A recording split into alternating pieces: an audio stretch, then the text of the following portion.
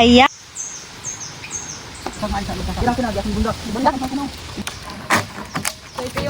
Kita na sila video. Ayan, di ba? Hello everyone! Magandang tanghali po sa inyong lahat. So ngayong tanghali nga pala ay gagawa kami ng parang kubo para sa aming seedling, and bali yung kasama natin na gumawa ay si Papa tsaka si Dennis.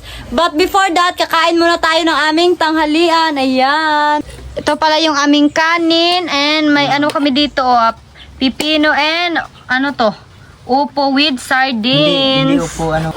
I mean patula pala na with sardines. Ayan, kain po tayo. Kain po. Wala ka na. Kain po tayo everyone.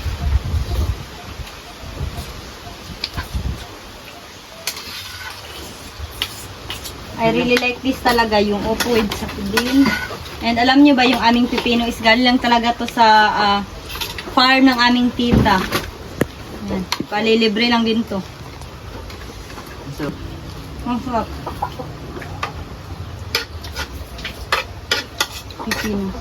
nakakaguri na din kami sa aming tinanim na patula. Ito na yung sa babaw. Sa babaw din, di pa? Itong seeds nga gihatag. And then yung aming gulay dito is yung patula is galing lang din sa ano namin doon sa farm. Malapit sa maisa namin, and galing pala to sa subscriber namin. So, maraming salamat talaga sa iyo, ate. And ayan, pakinabangan na talaga namin siya, ate. Thank you so much talaga.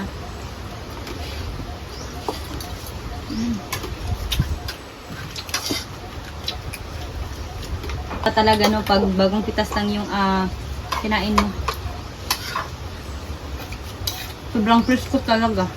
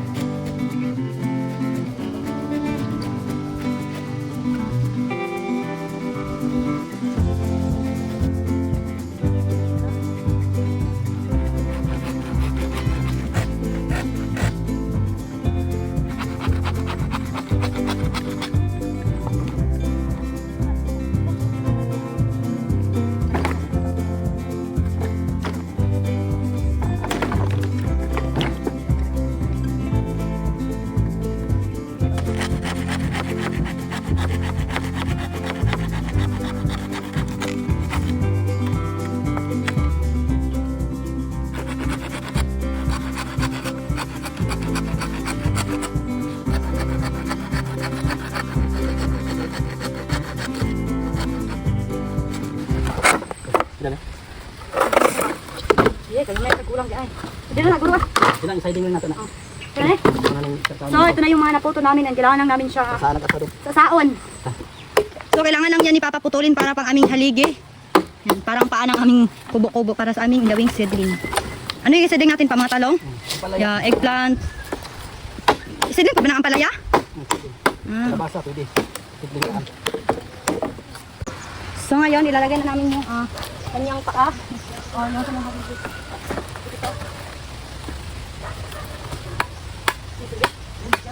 Sino pa din ang anak ko din?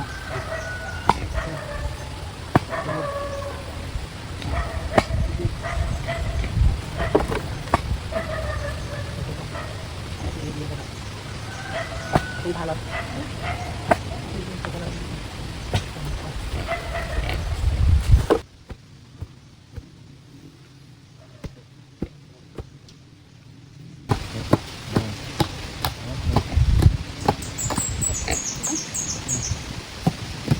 Ayan, napatayo na natin yung ating dalawang haligi.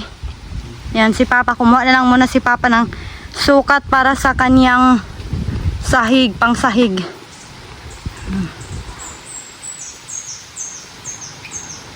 Pataas? Yan, pataas oh. Para mag-anak ako, Dre. Oh, mabisbitan ako. Bunalan ako siya. Yan. Pa, ali pa.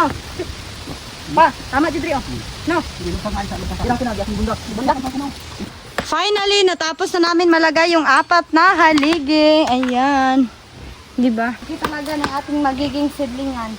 And madali lang naman. I mean, mga ilang weeks lang naman namin ito magamit kasi nga yung pag-seedling namin mga 2 to 3 weeks lang naman. So ayan, madali lang talaga. And ayan yung aming yung aming mga biik, nag-aaway-aaway sila sa drum. Yan, nahiya sila nung nakakita na sila video. Ayan, di ba? Ang lakas nitong kumagat, oh. Yan yung banding nila magkapatid.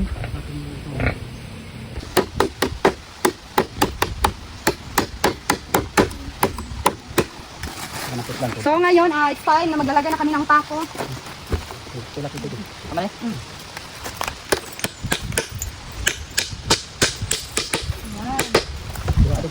Nanda, isayt mo muna po, Dad. Hari pa. Tama yun.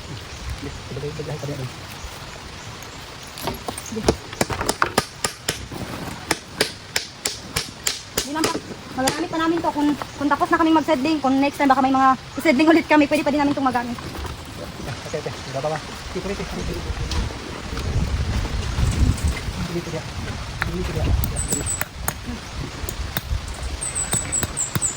Pawit lang to. Ay, mali araw. Doa ka lang sa ito. Stop na. Dito sa ibabaw. Ano na po?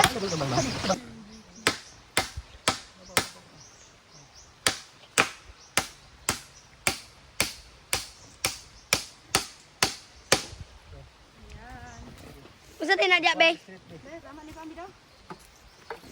Ay, similyahan.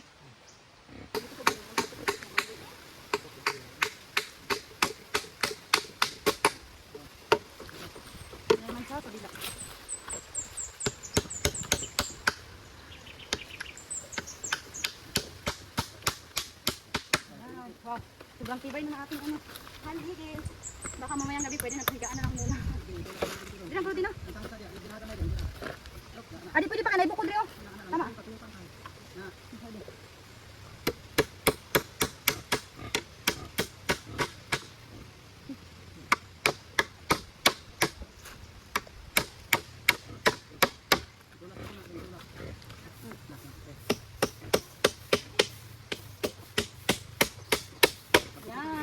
Wow, sobrang tibay na, oh.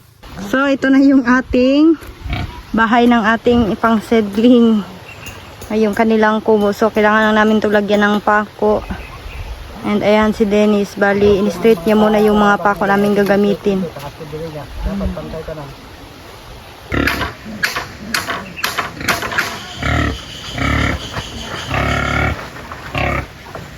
Kanawa, basig mo buong pikas nga.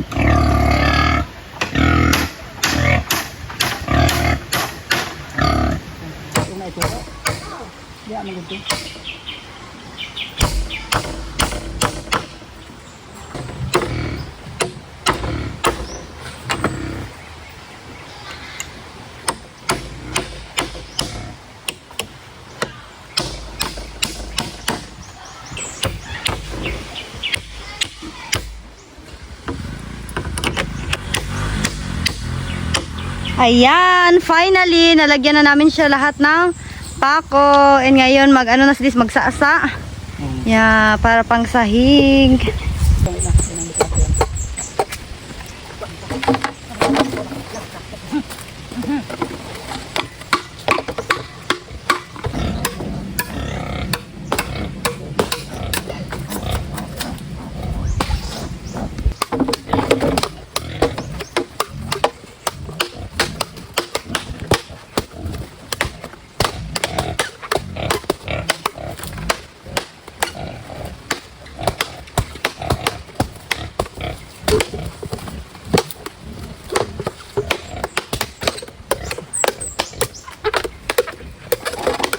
Ngayon, ilalagay na natin po.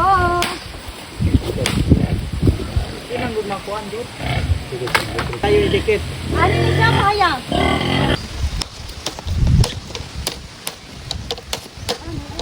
So ngayon, nilalagay na natin. Dikit yun. Tanawa ko na kung sa ilabaw pikas na ako dire. Kasi masot dito. Tupong.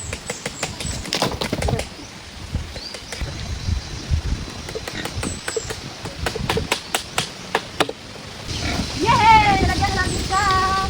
Sige, tanawa. Dado, di ba nakapin ang video dito? Napapalo na siya. Ilipay ko ngayon si Dennis. Dikit yun. Asang. Tulad din, tulad din.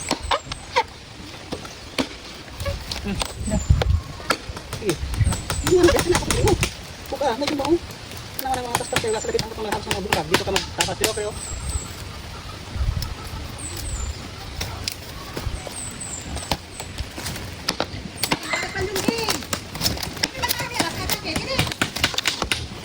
Butangan ng karabaw diyan. Ang kabay, prepare. Ha? I-prepare na magkabayo ba?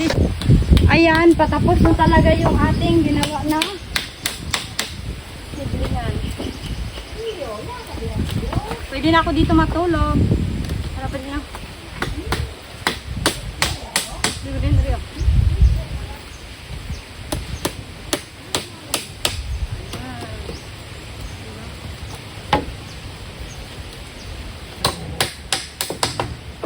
Oh, dia.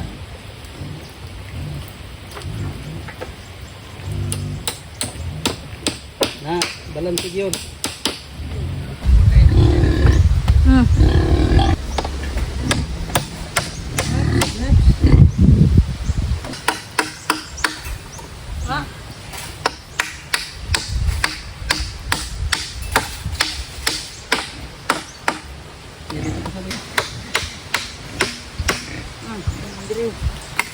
Dikit pa drop sa ubos lang.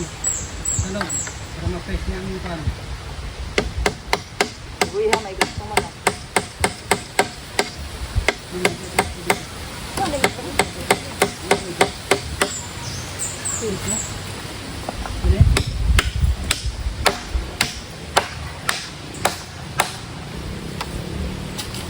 Ayan, finally tapos na yung ating kubo para sa ating seedling or yung bahay na higa. So ayan, finally tapos na talaga yung ating bahay ng ating seedlingan or yung ating paglalagyan. Ito na siya. Ayan, sobrang dali lang siya natapos kasi nga kaming lahat nagtutulungan. Kaya yan, dapat talaga sa pamilya magtutulungan talaga kayo para kung may gawin kayo, dali lang matapos. Katulad nito, di ba? Mga 2 hours or 3 hours lang siguro namin itong ginawa. And ayan, ready na namin siya pang seedlings.